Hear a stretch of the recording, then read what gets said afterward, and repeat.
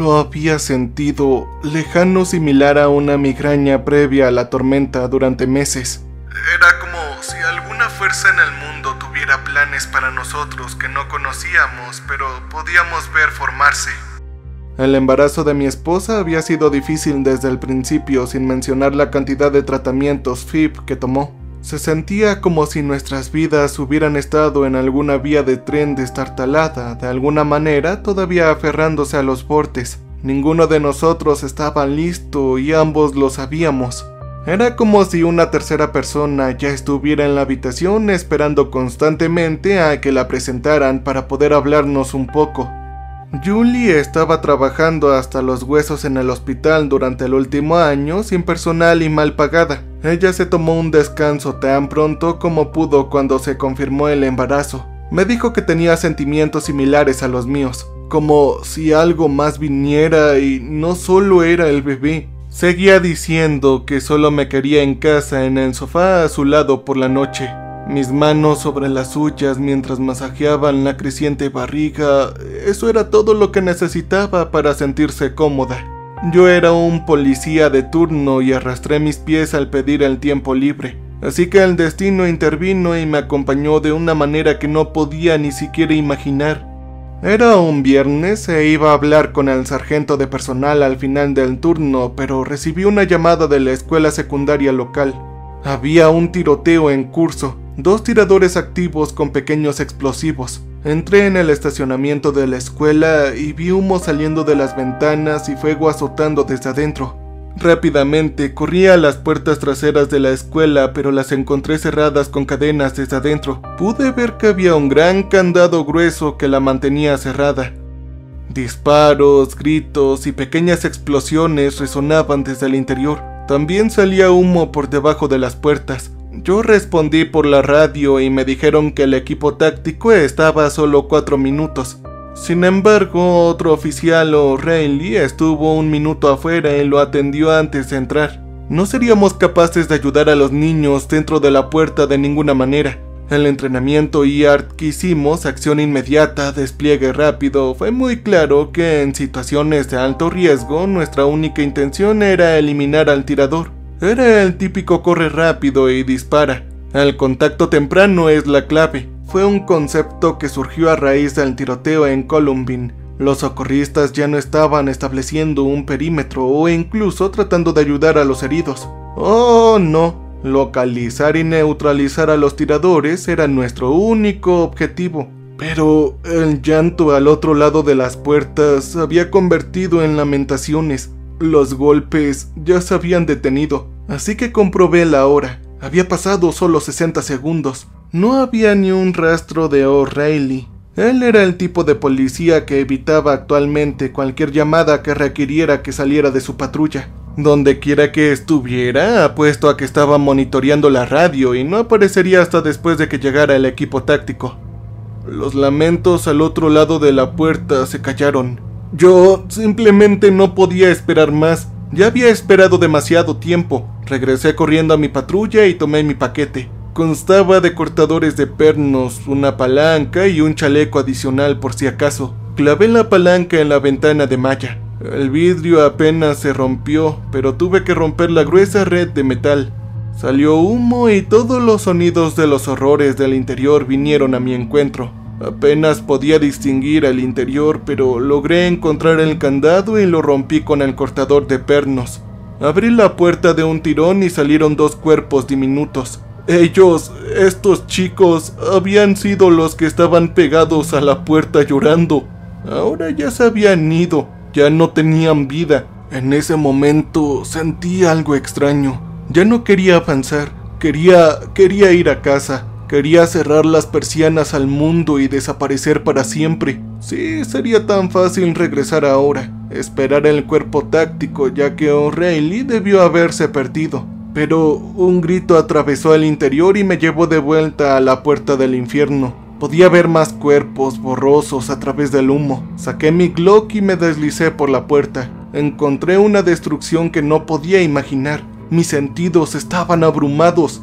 El aire apestaba tanto a carne quemada que sentí que me cubría los pulmones. Mis oídos zumbaban por los disparos y las explosiones en lo alto. Los detectores de humo chirriaban a ráfagas cortas, lo que se sumaba al timbre. Algunos habían sido disparados desde el techo, pero aún no emitían una alarma distorsionada.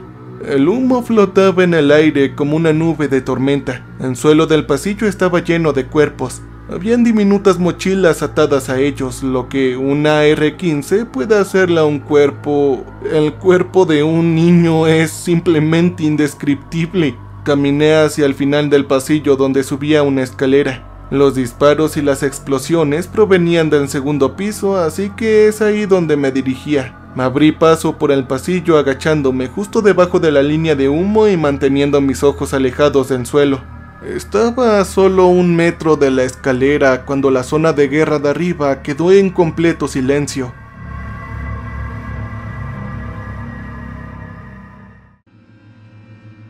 El tiroteo, las explosiones, las carcajadas, los lamentos, todo ello se silenció.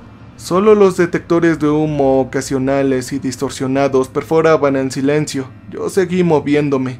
Entonces, un nuevo sonido me sobresaltó, haciéndome casi disparar mi arma.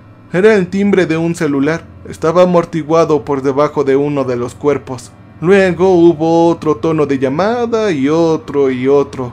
Un coro de llamadas telefónicas llegaban a varios teléfonos celulares al mismo tiempo. Y todo lo que podía pensar era lo triste que estaba por los padres que nunca más escucharían las voces de sus hijos en el otro extremo. Mi corazón se rompió por todos ellos. Todos los padres que dejaban a sus hijos por la mañana sin saber que estaban despidiéndose de una manera eterna. Entonces escuché un silbido, una risa bromeando y hablando. No, eran 2 voces. Ellos estaban bajando la escalera. Me arrodillé a la izquierda de las escaleras y apunté mi Glock a la entrada. Yo estaba a un lado lo suficiente como para que no me vieran hasta después de que yo los hubiera visto. La risa se acercaba más y más y más. Estaba resonando por todos los pasillos. Los silbidos comenzaron de nuevo. Estaban recitando la melodía de Pop Goes the Whistle. Mi dedo fue apoyado contra el gatillo. Yo estaba listo. La risa y los silbidos armonizaban juntos ahora, una misma melodía resonando más fuerte y más cerca de mí. Apunté mi arma a la altura de la cabeza. No, al nivel del pecho. Sí, serían 2 disparos en el pecho, uno luego del otro. Pero, ¿y si hubiera un tercero? Los pasos golpearon la última fila de escaleras. Eran solo 2 juegos de pasos, solo 2 y no 3. El tarareo se hizo más fuerte, aún más perturbado. 2 sombras aparecieron en la entrada y mi dedo se cernía sobre el gatillo, pero no apretaba.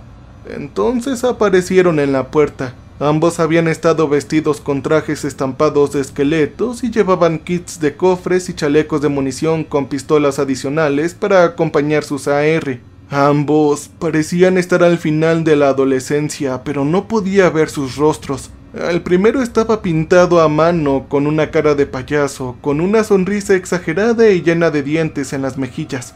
La descripción en sí fue aterradora, ya que el resto de su rostro estaba manchado con tinta roja. El otro chico tenía puesta una máscara de Hannibal Lecter. Estaba manchado de sangre que no podía decir si era real o falsa. Ellos me vieron tan pronto como yo los vi, pero los 3 nos quedamos helados. Tenía la mirada hacia ellos, con mi Glock ya apuntando a mi objetivo. Ellos sonrieron, soltaron sus armas y extendieron sus muñecas para que los esposara. «Vamos, hombre, arréstenos, usted será el héroe», dijo burlonamente, y yo no era capaz de decir nada. No pensé si tenían cargas explosivas que podrían haber volado no solo a nosotros, sino que posiblemente incluso toda la escuela. No pensé en lo tortuosa que sería la prisión para ellos por el resto de sus vidas si los traía. Todo lo que podía pensar era cuánto los quería enterrados bajo la prisión, que fueran borrados de la historia. Puse 2 tiros en la cabeza del adolescente sonriente y 2 en la cabeza del niño Hannibal Lecter. Ambos cayeron con fuerza. Sentí que la ira se apoderaba por completo y descargué todo el cargador entre los 2. Acribillé sus caras. No quería que tuvieran un ataúd abierto. No quería que nadie más volviera a ver a estos dos. Más tarde me pusieron de baja cuando entraron a investigar. Me trajeron varias veces, las entrevistas atormentaron mis días y casi hubo un caso penal en mi contra por parte de los padres de los tiradores. Tenían un caso razonable contra lo que hice. Simplemente no puedo imaginar tener el descaro de presentarse después de lo que habían hecho sus hijos. Desde ese momento he estado fuera del trabajo desde entonces, lo cual había sido el plan antes, pero no de esta manera. Las pesadillas me perseguían. Todos ellos estaban con los dos chicos. Yo era mayor en el sueño y de alguna manera sabía que tenía una hija en un salón de clases en el piso de arriba. Pero lamentablemente no pude llegar antes de que pasara el incidente. Los pisos eran de cemento húmedo y sentí como si me hubieran arrancado los músculos de las piernas. El sueño siempre terminaría con una persecución para llegar a ella y siempre perdía, siempre llegaba tarde. Hubo algunas semanas en las que estaba casi seguro de que iría a la prisión. El abogado me llamó y me dijo que la acusación buscaba 5 años para cada uno de los chicos. También hubo una demanda masiva contra la fuerza utilizada, pero en la última semana todo se derrumbó. Resultó que hubieron muchas huelgas a mi favor y entonces todo se resolvió a mi favor. Me dejaron libre, pero me dieron una licencia con visitas semanales obligatorias a un psicólogo conductual. Supuse que era un trato justo. A pesar de que me sentía cada vez más como si no perteneciera a la fuerza policial, la investigación que salió limpia fue un regalo y una lección. Pero yo ya no pertenecía ahí, ya no más. Ya no sabía lo que iba a hacer ahora, no tenía ni idea. Tuve algo de tiempo para decidir y con Julia embarazada, nuestras manos estarían ocupadas por un tiempo.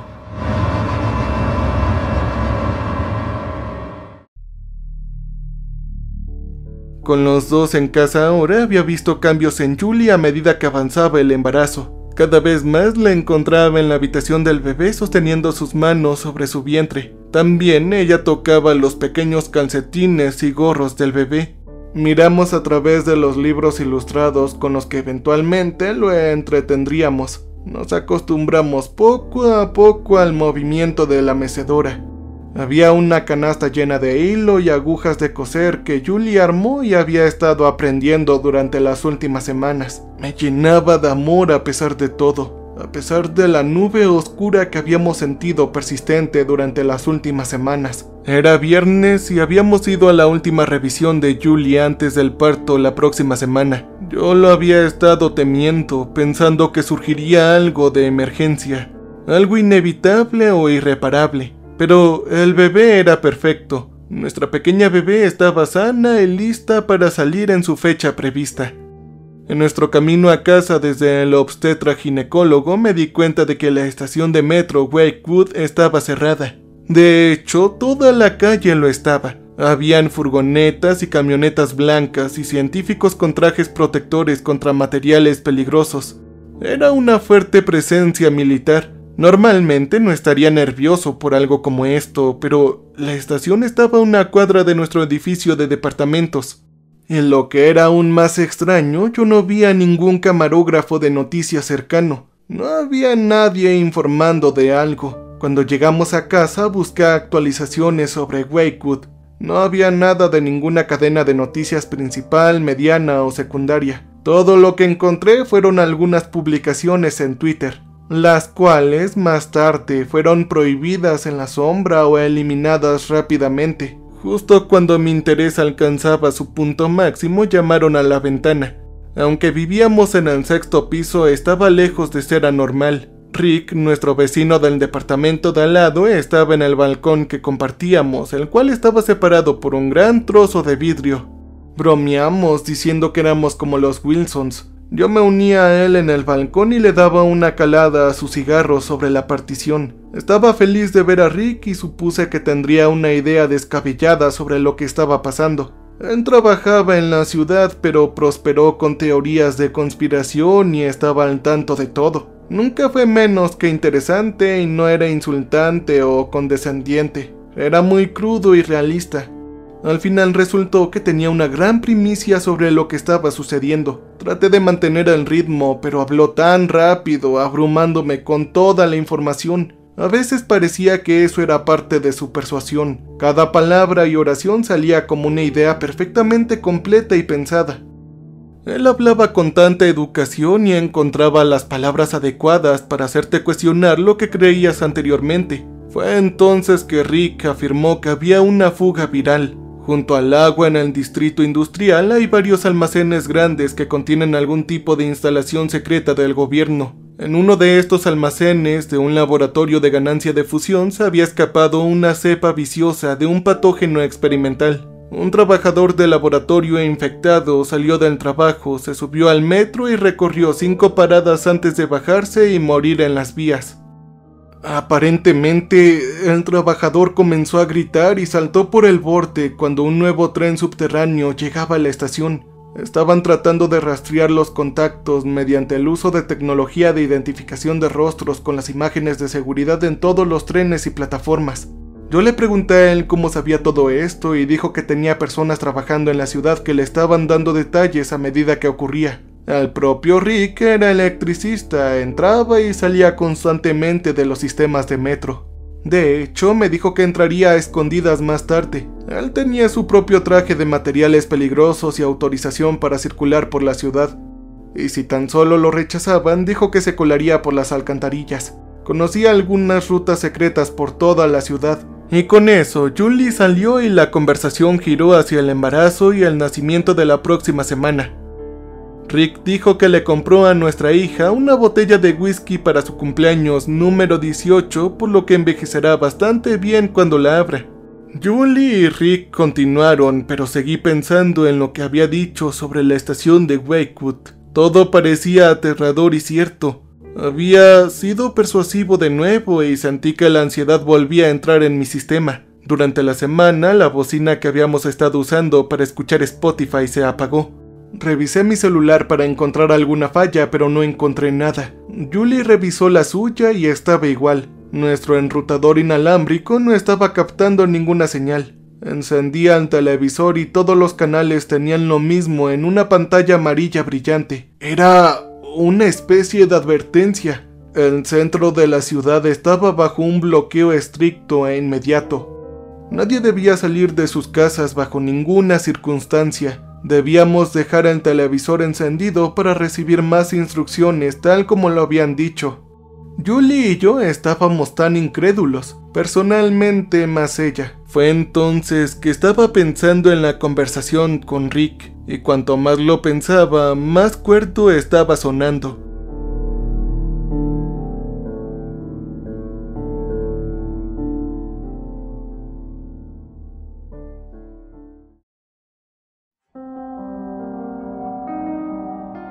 Quería ver qué pasaba sobre todo esto, pero cuando golpeé la pared que compartíamos con él no obtuve nada a cambio. Eso significaba que Rick ya estaba ahí en los sistemas de metro, descubriendo lo que estaba pasando o tal vez siendo arrestado por la policía. Miré por la ventana y me asomé a otros edificios de apartamentos. Todos estaban llenos de las luces amarillas de las advertencias de la pantalla del televisor.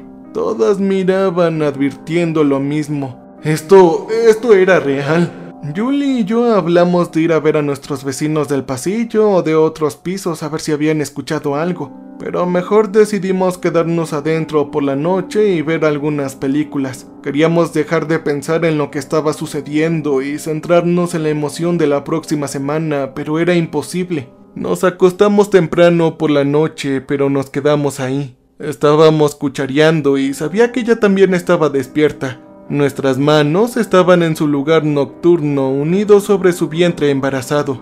Podía sentir al bebé moviéndose la mayoría de las noches, pero esta noche fue interrumpida por golpes en la ventana de la sala.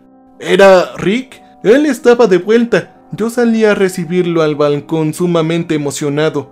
El pobre tipo estaba en pánico, cubierto de sudor, como si acabara de correr un maratón en lo que parecía al menos medio correcto. A lo que él me dijo, se había metido en la estación de metro y había aprendido cosas malas, cosas que el gobierno no quieren que nadie se entere.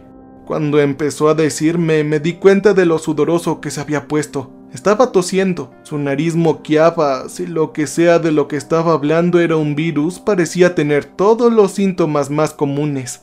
Yo le pedí que se calmara y hablara despacio. Él, por supuesto, tomó aire y controló su respiración. Rick afirmó que estaba equivocado, más o menos, y que no eran laboratorios químicos en los almacenes. Era una serie de instalaciones de pruebas para aceleradores de partículas avanzados. Un contratista de defensa había construido un nuevo e innovador colisionador de hadrones para probar los sistemas de la aceleración cósmica y la materia oscura.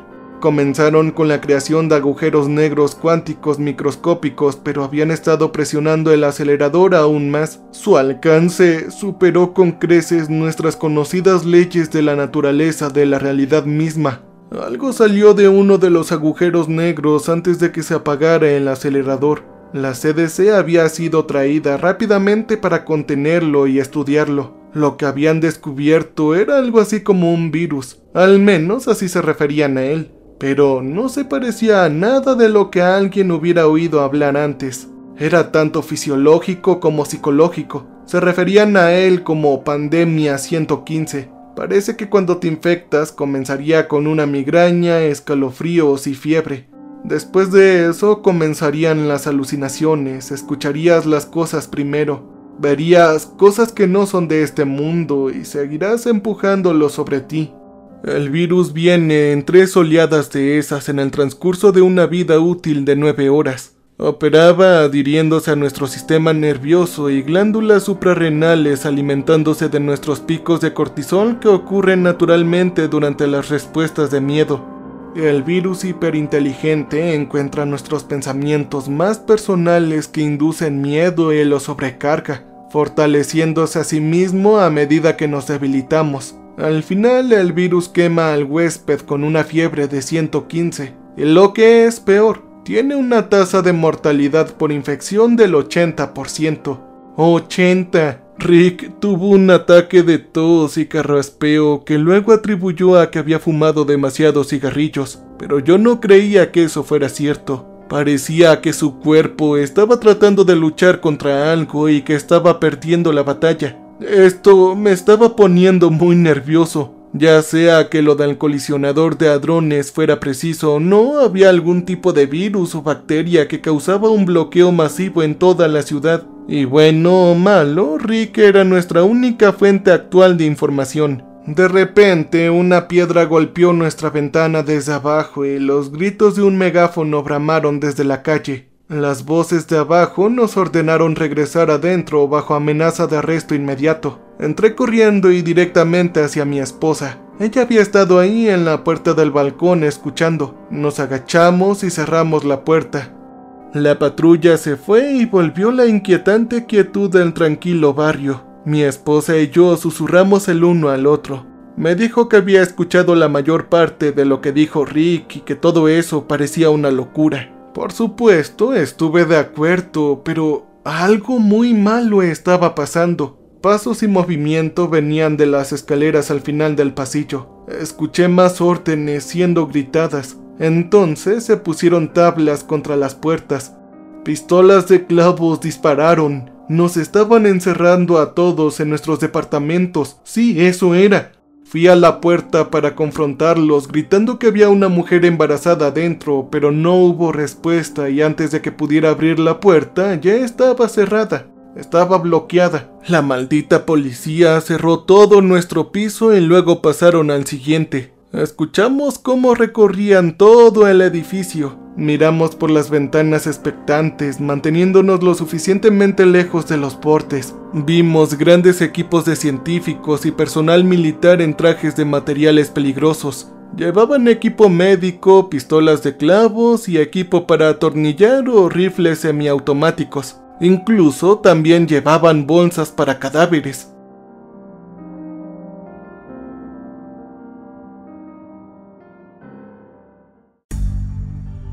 Al costado de nuestra pared estalló con un estruendo. Era nuestro vecino, Rick. Parecía que iba a entrar directamente a nuestro departamento. Pero entonces empezó a gritar con los más aterrorizados e inquietantes chillidos de absoluto miedo. Yo le grité e incluso golpeé hacia atrás desde nuestro lado, pero Rick continuó gritando y golpeando su lado de la pared.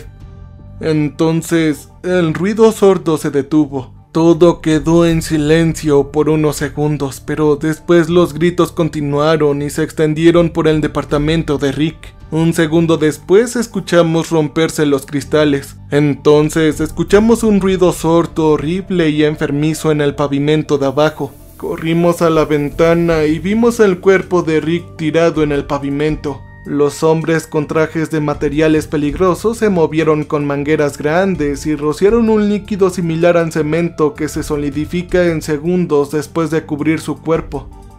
Las linternas iluminaron su ventana y la nuestra de nuevo. Volvimos adentro escondiéndonos debajo del marco. Después de un momento la luz desapareció y se reanudó la oscuridad. Podíamos escuchar a los trabajadores esterilizando y limpiando las salpicaduras de sangre del cuerpo de nuestro vecino antes vivo.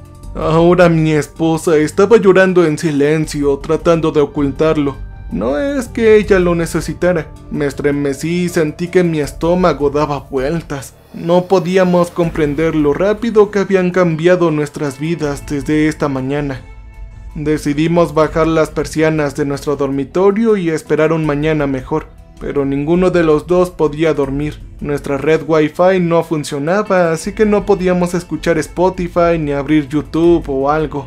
Así que sacamos nuestros teléfonos y revisamos todas las fotos que teníamos juntos. Cada uno de nosotros habíamos tomado fotografías de momentos y eventos en su mayoría similares, por lo que fue divertido ver y comparar los que decidimos conservar individualmente. Nos puso de mejor humor y empezamos a besarnos. Sin embargo, el acto fue interrumpido por el tono de una llamada del teléfono celular. Provenía de la sala y no era uno de nuestros teléfonos. Yo me levanté confundido. Julie estaba aún más desconcertada que yo. Ella no podía oír nada. Cuando llegué a la puerta de un dormitorio, sonó otro teléfono celular. Era el tema musical de Bob Esponja. Luego se unió otra melodía de un programa infantil diferente. Entré en la sala de estar cuando se unieron 4, 5, 6 nuevos teléfonos celulares. Había comenzado un coro extraño, y todos alcanzaban la misma armonía que había escuchado antes. Estaba en el pasillo de la escuela, lleno de niños muertos y sus tonos de llamadas interminables. En el piso de la sala de estar había una pila de teléfonos celulares ensangrentados, todos sonando con las pantallas que mostraban las palabras de mamá o papá. Julie se colocó a mi lado preocupada. No escuchaba los teléfonos celulares, ni siquiera los veía. El dolor atravesó mi cerebro y no podía pensar cuánta migraña tomó el control. Me tropecé de nuevo en el sofá. Julie se dejó caer a mi lado, poniendo sus manos sobre mí para consolarme. Y ahí fue cuando me di cuenta de que me estaba congelando. Y no me refiero a que solo estaba frío, sino que realmente parecía una persona congelada, como si estuviera muerto. Ella me arrojó una manta sobre mí rápidamente. Julie estaba tratando de acalentarme y como una nube de niebla que se disipa, la migraña se aflojó. Pero fue reemplazada por algo más. Lo que sea que estaba allá afuera infectando a la gente, yo lo tenía. Y la primera ola estaba a punto de comenzar. La fiebre sacudió todo mi cuerpo. Nunca me había sentido tan caliente, como si estuviera en llamas por dentro y por fuera. Mi esposa me metió en la ducha y lanzó agua fría contra mí. Me acosté en la bañera hiperventilado. Mientras las lágrimas abrumaban a mi esposa, se tapó la cara con las manos. Todo esto era demasiado para nosotros dos. Entonces los sollozos y las lágrimas cambiaron casi imperceptiblemente, pero siguió cambiando, como un canal de televisión estático entrando en recepción. Ya no estaba llorando, estaba riéndose maníacamente. Lentamente Julie comenzó a quitarse las manos de la cara y esa ya no era su cara. Era el rostro de un niño, pero viejo y retorcido. Estaba roto, reorganizándose como un personaje de Dr. Seuss de la vida real. Sus labios se contrajeron en una sonrisa gigante y sus dientes comenzaron a alargarse. No, simplemente sus dientes estaban pelando. Fueron empujados hacia afuera por dientes más grandes y afilados. Su mandíbula inferior se desquició y se extendió hasta abajo, revelando filas de otros dientes más afilados y un profundo abismo negro en la garganta. El niño aterrador se puso de pie mirándome en la bañera. Quería levantarme y salir, pero tenía piernas muy flojas y no funcionaban. Me las arreglé para agarrar la cortina de la ducha justo cuando el chico saltó sobre mí y la bloqueó. Sentí que mis piernas recuperaban su fuerza y me quité el cuerpo de encima. Me levanté y salí del baño. Los pasos me siguieron hasta el pasillo y corrí hacia el dormitorio. Rápidamente cerré la puerta de golpe, pero cuando me di la vuelta ya no estaba Julie ni mi dormitorio. ¡Oh, no!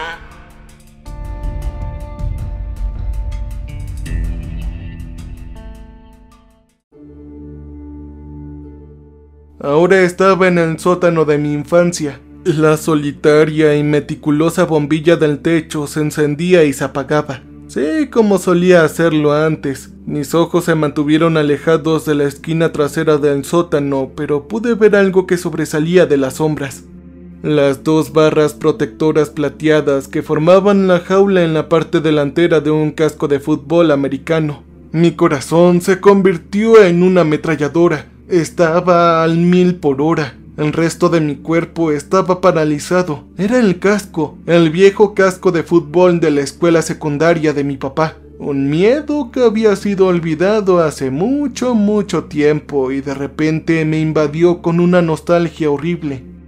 Entonces el casco se movió. No, algo lo movió, algo adentro de él. Hubo un zumbido tan débil al principio, pero se hizo fuerte. El casco vibró con el sonido. Oí que las alas comenzaban a zumbar. Sabía lo que había ahí adentro y salí corriendo hacia las escaleras. Llegué a la mitad antes de que comenzara a alargarse, extendiéndose hacia arriba hasta el infinito. Las escaleras debajo de mí se convirtieron en una rampa y mis piernas se salieron de control. Me las arreglé para sujetarme y apreté mis piernas y brazos contra las paredes opuestas, evitando que me deslizara hacia abajo. Abajo el casco rodó más allá de la escalera emanando un zumbido de él. El zumbido de pronto se detuvo. En las sombras escuché lo que sonaba como manos en el piso de cemento, golpeando la piel, golpeando el suelo mientras movían algo hacia adelante. El niño con la mandíbula caída apareció ahora agachado a 4 patas como un animal salvaje a punto de atacar. La mandíbula inferior colgaba a solo unos pocos centímetros del suelo. La parte superior de su rostro alternaba entre el niño demente y el de Julie. Las palabras "mi bebé tiene hambre" brotaron de la caverna abierta de su boca. Luego subió corriendo las escaleras planas hacia mí, todavía a 4 patas. En cuestión de segundos, ella estaba encima de mí con su mandíbula a punto de cerrarse alrededor de mi cabeza. Fue entonces que todo desapareció y yo estaba de vuelta en nuestro departamento. Estaba en el suelo del baño y Julie me estaba haciendo RCP. Sentí como si mis pulmones hubieran sido utilizados para correr maratones consecutivos y mi corazón hubiera estado agitado en la pintura. Estaba nervioso y en pánico, con mis ojos recorriendo la habitación en busca de depredadores. Pero no había ninguno. La primera etapa de la ola había terminado y apenas pude pasarla. Se sentía exactamente como Rick lo había dicho y con eso la aterradora comprensión de que Julie probablemente también lo tendría ahora. Y en consecuencia el bebé en su vientre también. No pudo haber pasado más de 1 minuto cuando Julie se desplomó frotándose suavemente. La migraña había comenzado. Observé cómo los escalofríos recorrían su cuerpo. Luego la fiebre y luego por un momento pareció lúcida y bien. Dijo que se sentía bien, que se sentía mejor. Pero entonces empezó a hablar con alguien en la esquina de la habitación. No era un idioma, sonaba más bien como si hubiera olvidado cómo hablar. Sin embargo, algo similar había estado sucediendo durante las últimas semanas. Ella lo había llamado cerebro embarazado y dijo que su mente se nublaba a veces cuando intentaba pensar en una palabra. Esto fue diferente. Esto fue más bien Galamatías, y un Galamatías asustado además. Julie se puso de pie en la calma y gritó en la esquina de miedo. Traté de calmarla, pero saltó de la cama y salió corriendo al pasillo. La perseguí y la encontré en la cocina. Ahora estaba rebuscando en el cajón de los utensilios y encontró un par de tijeras. Tenía el extremo puntiagudo en su vientre y le gritaba a alguien detrás de mí. Yo me congelé con miedo de moverme y causarle pánico. Ella no parecía verme, así que me acerqué lentamente, planeando de alguna manera quitarle las tijeras de la mano. Estaba casi junto a ella cuando su atención pasó de sobre mi hombro a mis ojos. Apartó las tijeras, las levantó por encima de su cabeza y me cortó con ellas. Me las arreglé para agarrar su muñeca y torcerla hasta que dejó caer las tijeras. Agarré su otra muñeca y tiré de ella hacia abajo con cuidado, teniendo en cuenta al bebé. Lentamente sostuve a Julie con fuerza mientras ella se retorcía contra mí. Ella estaba tratando de escapar. Poco a poco su lucha se alivió. Sentí que su cuerpo se relajaba, su respiración se hizo más lenta, luego se estremeció y volvió en sí. Ella estaba de vuelta despierta. Julie estaba temblando. Lo que sea que hubiera visto la había sacudido hasta la médula. La llevé al sofá y nos pusimos los más cómodos que pudimos. Un grito de uno de los departamentos de arriba rompió la serenidad momentánea. Luego otro grito en algún lugar de los pisos de abajo. Hubieron golpes en las paredes, los pisos y el techo. Podíamos escuchar peleas, más gritos y gritos de ayuda. Todos se desvanecieron lentamente y volvió el silencio. No me di cuenta, pero la primera ola había sido mucho más larga que la alucinación que recordaba. Así que traté de prepararme para la próxima ola. Me preguntaba con qué diablos iba a afrontar ahora. Después de todo, había encontrado mi miedo infantil al sótano de mis padres, el casco de fútbol y la polilla en el interior. Solo tenía 8 años cuando sucedió, pero se sintió como un momento decisivo.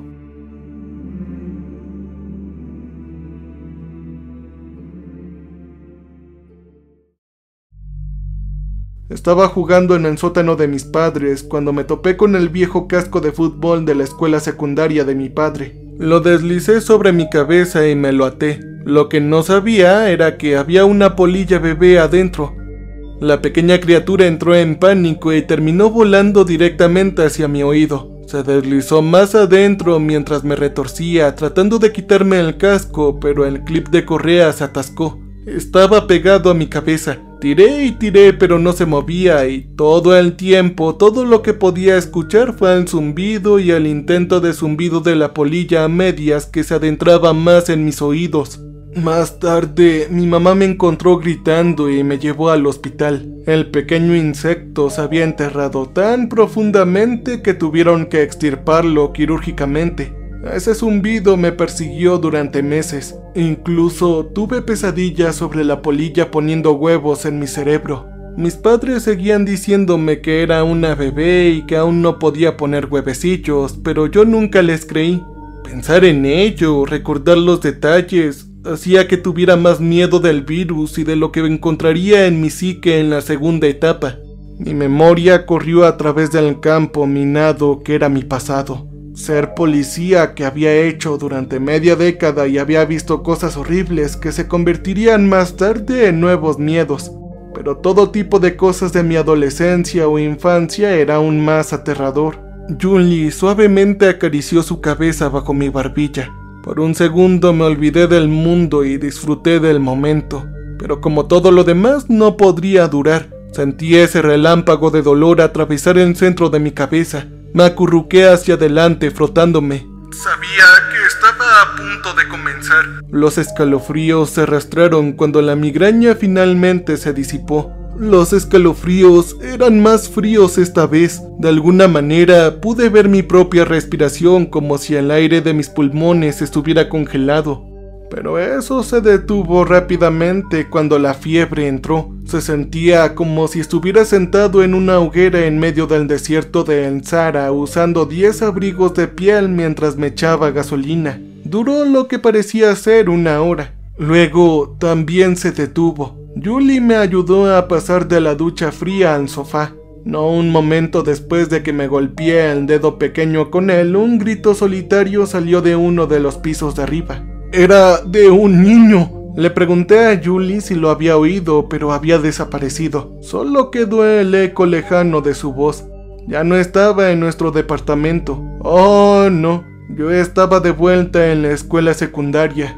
Estaba sentado en una silla de salón de clases, en una de esas pequeñas, con un pequeño escritorio adjunto. Y yo estaba rodeado de cuerpos. Habían estudiantes apilados en lo alto y formados en un laberinto apretado. Fue una vista horrible. Me di cuenta de que tenía la misma edad que estos niños, 12 o tal vez 13. Entonces, una melodía silbó desde algún lugar del laberinto. Era la misma melodía que cantaban esos dos tipos extraños en el tiroteo. No podía decir de dónde venía. Luego se unió otro silbido, pero este venía de una dirección diferente. Armonizaban juntos. Entonces, un zumbido bajo se unió. Lo único que se me ocurrió hacer fue lo único que me habían enseñado sobre los laberintos, lo cual era la regla de seguir la pared. Fue bastante simple.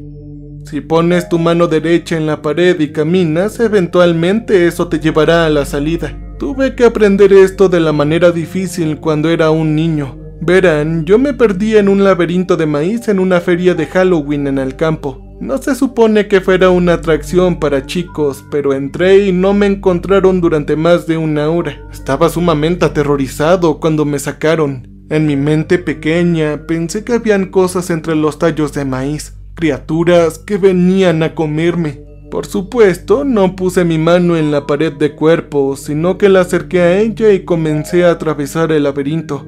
El silbido sonaba más lejano ahora, pero los dos sonaban más juntos, como si se hubieran encontrado. Yo seguí adelante. El camino del laberinto me llevó fuera de la clase y en un gimnasio. El humo quemado flotaba en el aire, apestando los cuerpos. Habían cuerpos colgando de las vigas de arriba. Todo estaba oscuro, pero me di cuenta de que eran los profesores. El llanto venía de algún lugar en medio del laberinto. Mis piernas me llevaron hacia él. Todo se sentía como si tuviera ese ímpetu surrealista, en constante movimiento hacia adelante que los sueños siempre llevan. Ya sea que estuviera caminando o parado, básicamente estaba en una cinta transportadora hacia donde sea que nuestro subconsciente nos lleve a continuación, ¿saben?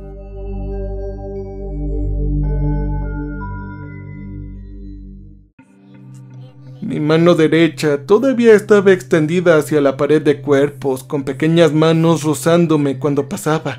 El camino se hizo más estrecho y más alto a medida que me acercaba al llanto. Escuché un crujido arriba y miré hacia el techo. Me di cuenta de que ahora los profesores estaban bajándose de las vigas y en el laberinto conmigo. Se estaban uniendo a los silbidos de los chicos, causando un fuerte eco a través del gimnasio. Traté de acelerar mi ritmo, pero no tenía control sobre él. El silbido era abrumador y mezclado con él podía escuchar los tonos de llamada de los niños uniéndose. Zumbidos y zumbidos provenían de los lados de las paredes y había movimiento entre los cuerpos apilados. Doblé una esquina y me encontré en un callejón sin salida, pero no estaba solo. Había una niña ahí. Yo la reconocí de inmediato. ¿Era Julie? Había visto innumerables fotos de ella cuando era pequeña, no es que necesitaba identificarla. Tenía la misma cara, solo 15 años más joven. Ella me preguntó si yo estaba aquí para salvarla. En respuesta dije que sí, pero no sabía cómo hacerlo. Ella tomó mi mano y me dijo que solo estar ahí era suficiente. Los silbidos y los tonos de llamada se acercaron más. Julie me condujo por el camino por el que acabábamos de llegar, pero ahora había una bifurcación en el carril que conducía a la izquierda. Los sonidos venían del camino a la derecha, así que fuimos a la izquierda. El laberinto nos condujo fuera del gimnasio a una gran sala con una oficina abierta. Era el centro comunitario de Crestview. Lo recordaba de mi infancia. Tomé lecciones de natación aquí y casi me ahogaba. Antes de que pudiera preguntarle por qué me trajo aquí, la pequeña Julie agarró mi mano con más fuerza y me llevó al borde. Ambos estábamos completamente sumergidos. Ella tiraba de mí hacia el fondo. Yo me las arreglé para liberarme de su agarre y nadé hasta la superficie. Entonces los vi. Vi a varios niños por la entrada. Todos los estudiantes y profesores muertos se arrojaron a la piscina. Estaban viniendo por mí. Traté de alejarme nadando, pero el agua estaba espesa y mi cuerpo se sintió como un peso muerto. Yo ya no me podía mover. Manos putrefactas agarraron cada parte de mí mientras los cuerpos me rodeaban, tirando de mí hacia la piscina ahora llena de sangre. Lo último que vi antes de hundirme fueron los dos tiradores parados al borde de la piscina riéndose. Tenían las manos extendidas frente a ellos en el mismo gesto de espóseme oficial. Docenas y docenas de manos tiraron de mí hasta el fondo de la piscina que ya ni siquiera podía ver. Se sentía como si estuviera en el océano. Era imposible luchar contra el agarre, pero seguí pateando y golpeando contra ellos. No, yo no dejaba de pensar en Julie de vuelta en casa en el sofá esperando a que despertara. Sus agarres se volvieron más débiles a medida que continuaba luchando. Me sentía a mí mismo acercándome a la superficie, empujando a través de los cuerpos y alejando sus manos. Justo cuando mi aliento estaba a punto de agotarse, salí a la superficie. Julie salió disparada en el sofá jadeando por aire. Todavía estaba debajo temblando y con vómito fresco goteando de su boca y barbilla sobre su pecho. Limpié el vómito y traté de aclararle la garganta, pero no hubo obstrucciones. Sus vías respiratorias estaban abiertas, respirando rápido, pero sin obstáculos. No sabía qué hacer, todo lo que podía pensar era en acercarla a mí de la mano y frotar ambas manos sobre su vientre. El temblor empeoró, era más pesada. Julie se sintió que estaba empezando a tener convulsiones. Su cabeza se sacudió hacia atrás con violentas sacudidas y luego ella se congeló. Su pecho no se movía hacia arriba o hacia abajo por las respiraciones. Julie jadeó hacia adelante, casi cayendo sobre la mesa de café, pero yo la atrapé. Ella estaba despierta, ella estaba viva, ambos lo estábamos. Antes de que pudiera recuperar el aliento, estaba sollozando, un llanto terrible y triste. No podía imaginar lo que acababa de ver. Ella ha vivido cientos de cosas horribles en el pasado. Solo escuché algunas de sus historias más profundas y fueron espectáculos de horror absoluto. Ni siquiera quería pensar en ello. Quería despejar mi mente de cualquier cosa que el virus pudiera usar. Nos levantamos, nos rehidratamos e hicimos una pequeña limpieza, lo cual ahora se sentía innecesario y más un punto de intento de orden que otra cosa. Faltaban otras 3 horas para el amanecer. Pensábamos que eso significaba que la próxima ola llegaría pronto, lo que también significaba que saldríamos de aquí cuando saliera el sol. Realmente no teníamos mucho tiempo. Decidimos que no queríamos que la policía nos encontrara en el sofá si es que no lo lográramos. Julie se puso su vestido de novia rasgando los costados para que pudiera caber su vientre embarazado. Yo, por supuesto, me puse el smoking que llevaba cuando me casé. Moví el televisor al dormitorio y pusimos una película que ambos vimos cuando crecimos. Nosotros nos reíamos de los mismos chistes en los mismos momentos. Siempre lo hacíamos. Era nuestra película. Pero pensé en la semana pasada, en lo difícil que habían sido las cosas, en el miedo que tenía. Ahora todo eso se sentía tan pequeño con lo que acababa de ocurrir. Estaba haciendo trato con cualquier dios que estuviera escuchando para que pudiéramos superar esto y estaría agradecido por cada respiro que tomara después. Y con eso la escena de la película en la boda comenzó. Solo que esta vez los personajes no estaban en una iglesia, ahora estaban en el pasillo de una escuela secundaria.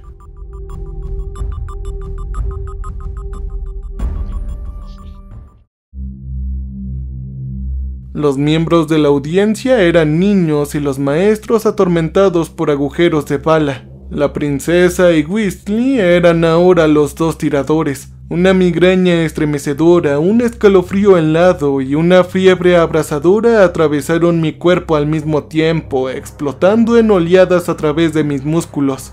Era insoportable, como si el virus hubiera guardado todo para desatarme de una vez. La pantalla del televisor comenzó a expandirse, cubriendo toda la pared y empujándose hacia nosotros en la cama. Julie estaba empezando a tener convulsiones, la sangre le brotaba de la nariz. Intenté agarrarla, pero se hundió en la cama y desapareció.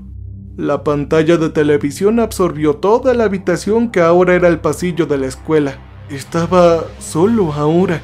Las gotas de lluvia empezaron a caer. Una enorme nube de tormentas reemplazó el techo, ahora era mucho más alto que 6 metros. Los rayos de electricidad se dispararon a través de él, iluminando las sombras de las criaturas en el interior que se asemejaban a insectos grandes y aterradores. Eran polillas gigantes. El zumbido superó al trueno cuando la lluvia cayó a cántaros.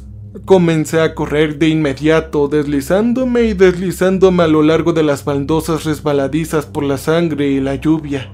El pasillo se estaba expandiendo y estaba agregando más puertas a medida que avanzaba. Vi horribles recuerdos de todos mis viejos traumas volviendo. Habían monstruos de cómics que había leído y películas que había visto cuando era niño. El viejo árbol petrificado en el patio de mis vecinos que solía pensar que se abalanzarían y me agarrarían si alguna vez pasaba solo por ahí.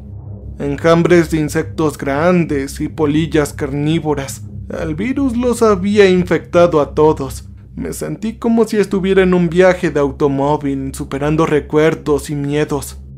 Mientras corría más allá de las puertas, comenzaron a salir detrás de mí como un auto de payaso retorcido y enfermo lleno de pesadillas. Mis terrores me perseguían, ganando en número con cada puerta. Me di cuenta de que toda mi vida era un gran miedo. Sentí que todo detrás de mí se acercaba y se hacía más grande a medida que me reducía a la nada. El pasillo dejó de expandirse y de repente el otro extremo corrió hacia mí.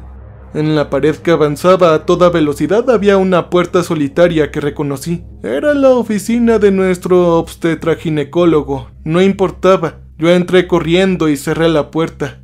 La luz roja de la luna entraba por las ventanas. Pude ver a Julie en la silla de la derecha en la que siempre se sentaba. Solo que esta vez no estaba embarazada y tenía la cara entre las manos llorando. Pero ella no estaba sola. Yo estaba a su lado en la silla de la derecha. Solo que no era yo. Era como una versión de maniquí de la vida real de mí. Era plástico, brillante, casi ceroso. Estaba sonriendo de oreja a oreja. Una verdad incómoda latía a través de mí. Uno que mantuve cerrado en el fondo e incluso para mí mismo. Yo estaba afuera y mi mayor miedo se reveló. No había querido que Julie diera a luz. Hubo un tiempo en que lo hice, un tiempo que había esperado con ansias. Sí, fantaseaba con ser papá, pero ahora yo era diferente. No pensé que podría proteger a Julie ni a nadie más. Me había vuelto pesimista desde antes de que ocurriera el tiroteo, pero después de todo lo que pude ver fue a nuestra hija en esa escuela. Fue volada en pedazos sin razón por un maníaco que ni siquiera conocía. Todo aquel ataque había sido tan inútil. Supongo que por eso lo hicieron los tiradores. Dañar a todos, lastimando a los más vulnerables para lastimar nuestro futuro. Y me habían hecho cuestionar el mío. Aunque era peor que el miedo, tenía la culpa retorcida a través de él. Porque era lo que Julie y yo queríamos. Y ahora sentía que no podía ser otra cosa que una gran decepción. Un fracaso colosal. La sonrisa de la figura de cera se hizo más grande, la cara sonriente del tirador inundó mi mente. Me di cuenta de que disfrutaba la sensación que tenía y me di cuenta de que lo estaba haciendo aún más fuerte. Cada aceptación de ella lo haría más grande y yo más pequeño. Julie gritó y se cayó de la silla agarrándose el vientre. Corría a su lado tratando de ayudar. Su estómago era plano, pero había movimiento debajo de la piel. Luego se hinchó hacia afuera como un embarazo de rápido crecimiento. Julie estaba llorando de dolor mientras alcanzaba su tamaño completo en segundos. El contorno de algo rígido y huesudo se movía bajo su piel a medida que se expandía hacia afuera. Julie dejó de gritar y se quedó sin fuerzas. Ella se fue. Pero el movimiento dentro de ella seguía cambiando, entonces estaba tarareando. Había un zumbido desde adentro.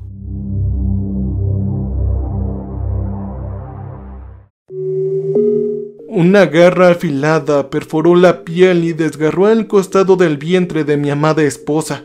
Una segunda garra asomó revelando el rostro aterrador de una polilla, aunque su boca estaba llena de dientes afilados e irregulares de otras criaturas más grandes. La versión plástica de mí comenzó a reírse, gritando detrás de mí. Fue lo más feliz que había estado. La ira quemó a través de mí. Yo agarré la silla en la que Julie se había sentado y la estrellé contra esa polilla. El estómago de mi esposa se hundió hacia adentro mientras lanzaba una lluvia de golpes, convirtiendo a la polilla en un desastre repugnante y pulposo. Mientras destruía a la criatura, me di cuenta de que la ira que me impulsaba y fluía a través de mis brazos era porque yo quería al bebé. Tenía miedo de no estar a la altura del desafío, pero quería ser su padre. Me acordé de todos los sueños positivos que debía tener un bebé, un niño con Julie, lo que haríamos juntos y cómo aprenderíamos y creceríamos con él. La polilla dejó de moverse, todo quedó en silencio. Miré a mi esposa y sentí que el aire salía de la habitación. Mi corazón se detuvo y subió hasta mi garganta. Estábamos de vuelta en nuestro departamento. El sol había salido a lo alto en el cielo ahora y llenaba la sala de estar con toda la luz. Estaba de pie junto a Julie, sosteniendo uno de los taburetes de la cocina. El estómago de mi esposa era un espectáculo horrible. Ahora era una cavidad abierta con los restos del embarazo, ahora destruidos por una brutal paliza. Fue de mi parte. Las secuelas sangrientas goteaban del taburete y eran repugnantes. Yo dejé caer el taburete, ahora aturdido e incrédulo de lo que había hecho. No podía llorar ni pensar. Apenas podía respirar. No pude aceptar lo que había cometido y mi mente se fracturó en millones de espinas ácidas. Me sentí como un veneno literal, tóxico. Una brisa pasó por el departamento y noté que la ventana estaba abierta. Parecía llamarme. No podía imaginar mi futuro después de esto, así que caminé hacia la ventana y subí a la repisa. El pueblo estaba tranquilo. No parecía que nadie más estuviera despierto todavía, o tal vez ya no lo estaban. Rick había dicho que era una tasa de mortalidad del 80%. Tal vez fue incluso más que eso. Tal vez yo había sido el único sobreviviente de este lugar. Ya no me importaba. Mi mundo era diferente ahora y yo no quería vivir en él. Me moví en la cornisa inclinándome hacia adelante y sentí que la gravedad se hacía cargo. Justo cuando mi mano dejó el marco de la ventana, un agarre frío y húmedo se aferró a mi muñeca, empujándome de vuelta al departamento. Aterricé con fuerza en el suelo y sentí que el aire llenaba mis pulmones como si no hubiera respirado en horas. La luz del departamento cambió. El suave resplandor del sol de la mañana pasaba entre los edificios en la distancia, llenando la habitación de calidez. Era el amanecer, y mi esposa estaba de pie sobre mí. Estaba viva, aunque parecía que había tenido una noche infernal. Noté que su vientre se veía perfectamente sano e intacto. Ella se inclinó y me abrazó besándome. Fue entonces que me di cuenta de que estaba despierto ahora, realmente despierto. No había más miedos ni alucinaciones, no más pasados oscuros. Ambos lo habíamos logrado. Lloramos juntos por lo que pareció una hora. 2 días después se quitaron los cerrojos de nuestras puertas y llegaron nuevamente al personal de materiales peligrosos. Todos los inquilinos sobrevivientes del edificio ahora eran inmunes y autorizados para irse. Julie fue bombardeada con ondas de presión y nos llevaron de urgencia al hospital. Nos examinaron y ella dio luz en cuarentena a nuestra hermosa y saludable hija. En las semanas que siguieron hubo un cambio entre nosotros. El suelo bajo nuestros pies se sentía más estable. Los problemas cotidianos se sentían más pequeños y fáciles de superar. Julie y yo habíamos ido juntos a la guerra y volvimos más unidos que antes. Sentí que mi coraje y mi fuerza crecían con cada día, y sé que Julie también lo hizo. Lo que sea que experimentó lo superó al igual que yo. Todavía no sabemos qué pasó ese fin de semana. Solo sé que firmaremos acuerdos de confidencialidad y recibiremos una pequeña suma de dinero por el silencio. Los principales medios de comunicación transmitirán puntos de conversación sobre una fuga de gas natural en el metro que causaba alucinaciones y muertes. Pero todos nosotros sabemos que eso no es cierto. Sabemos que algo se filtró y destruyó la mayor parte de nuestro pequeño pueblo y el gobierno de alguna manera lo contuvo y lo ocultó. Y con suerte, nunca más se filtrará algo así que no sea de este planeta.